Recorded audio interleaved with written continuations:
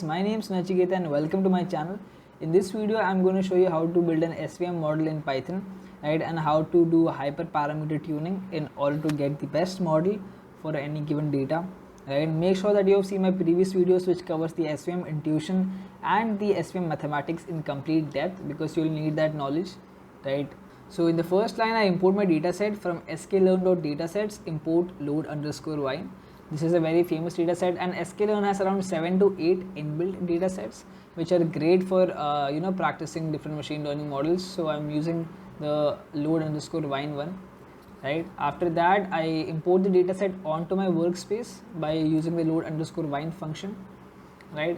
And just to see how my data looks like, I print that in the next line, and you can see that this is how your data is, right. You have an array of numbers initially, which is your input, right. You don't know what these numbers stand for yet, right. This is the input part in the data key, right. Whenever we have curly braces in Python, it means it's a dictionary, right.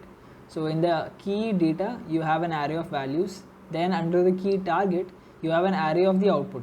So you can basically see they're classifying vine into 3 different categories, right, called class 0, class 1 and class 2, right. And then here's a description of the data set, right. You can simply view that by printing vine.descr. So basically they are using some attributes of vine, right, and using that to predict the class of vine, right. So this is the model that we're gonna train on. So you can check all of this, the history of the dataset is also given, right. So first step, any machine learning model, we separate the input and output. So we extract the data part from the data set and store that in X, and extract the target part and store it under Y. Now I'm also collecting the feature names, right, basically all the attributes of the vine, and storing that in a list, right, called features. So I run that, and next I'm importing Seaborn as SNS. I will make lots of videos about that, so you should be used to this. Seaborn is simply a data visualization library which is built upon matplotlib, right. It has lots of advanced functions. Matplotlib is also a data visualization library, and we're importing a function called pyplot as plt. Now what I'm doing is I want to see how my output is varying with respect to each feature, right. So I have 12 features, right. You can check that by simply printing the length of the feature array that I had created just now. So I had 13 features, right. So I run a for loop for all the features. Since I have 13 features, indexing will start from 0 and it will go up till 12, right. And in the for loop, inside the for loop, I use the function sns.boxplot, right. On the x-axis I want the output, which is y, and on the y-axis I'm basically plotting one feature at a time. So this is the way to do that, right. In the x, which is my input, I take all the rows at a time, right. Basically a semicolon means you're taking all the rows in any array. And for the column, since I only want one column at a time, I use the symbol I, right. So this will basically take all the rows and only the ith column. So basically plotting one feature at a time. And on the y-axis I print that whatever the feature name was using plt.ylabel, and plt.show simply displays that. So when you run that, you can see you get lots of graphs with respect to each feature. You're not able to derive lots of insights from here, like you cannot decide which machine learning model will be best, but you can see lots of features are varying linearly, like this feature is varying linearly, like the alkalinity of ash, and total phenols is varying linearly, flavonoids is also varying linearly, right, to some extent, linear to some extent, right. You can estimate that a linear SVM might do well, right. Some features are not linear as well, but the SVM model might assign some features more importance. Say features which are varying linearly, it might assign that high importance in deciding the output, and features which are not linear, it might assign that low importance, right. This is all just intuition and guesswork right now, right. So this is all intuition and guesswork so far.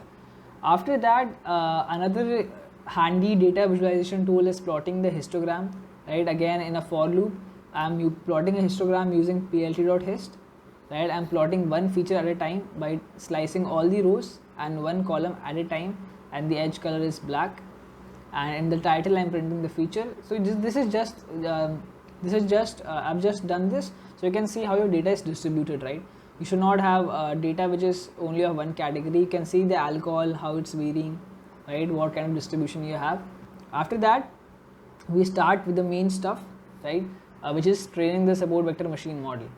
So over here I'm basically getting all the target names in one array, right? To finally call the machine learning model, I use this line from sklearn.svm. I import svc, right? Svm is basically a module inside sklearn, and I'm importing this function. And from model underscore selection in sklearn, I import the train test split function, because I want to split the data set into training and testing section. I'll train the model on the training set and test if it's good or not on the testing section, right? So I call this function, provided the input, the output, and the test size as well, which is 30%. So basically 70% is reserved for training, 30% for testing. Alright, so now it splits the data into 4 variables: the X train, which is the input for training section, input for testing section, output for training section, and output for testing section. Right, so run that, and after that ignore this part for now. First let me show you how you build a model, basic model, right? So if you simply call svc, right, it will call the support vector classifier, store that in the variable model. To train the model, I simply call model.fit, right, and give it the training section as the arguments. And to print the accuracy, I simply use the function model.score. So I'm checking the accuracy on testing section and training section, both.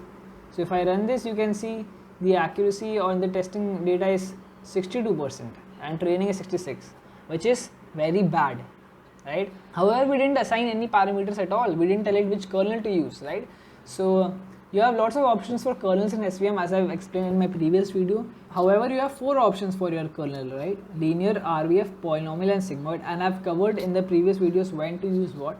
However, you can simply run a for loop for all the models to see how the model is performing with respect to all kernels. So I loop through the array, and I simply call the same function again, svc, and instead this time I'm assigning kernel is equal to I.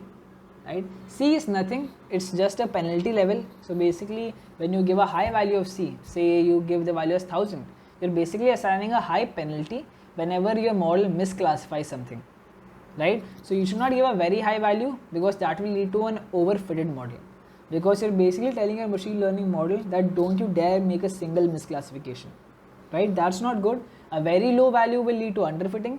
So a moderate value between the range of 0.1 to 100 is normally good, right? So let's take 1 for now, and the kernel is I. Again we repeat the training process and print the accuracy over here.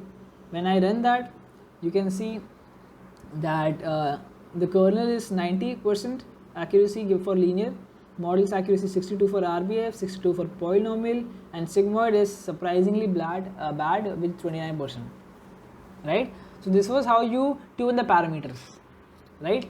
Again, you can try in polynomial as well. There are lots of options. You have a 2-degree polynomial, 3-degree polynomial, 4-degree polynomial.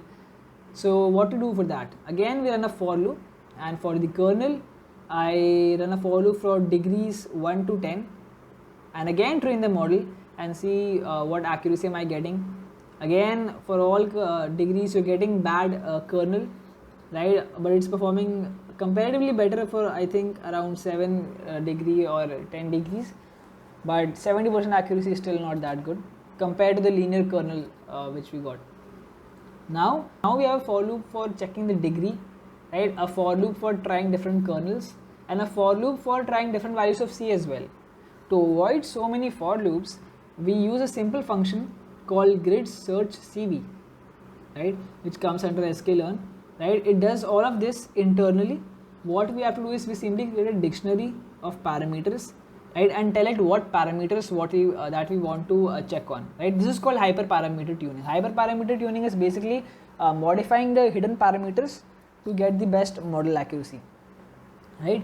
So I give a list for C of values between 0.1 to 1000 that I want to try the model upon, and again a list for kernel and for different degree, which will be valid only for the polynomial, it will ignore this degree attribute for say the linear kernel, RBF kernel and sigmoid kernel.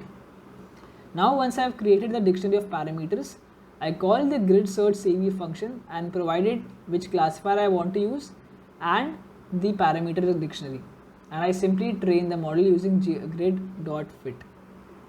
Once your model has been trained, you can see what parameters did it finally conclude were the best by running these lines, grid.best parameters and grid.score.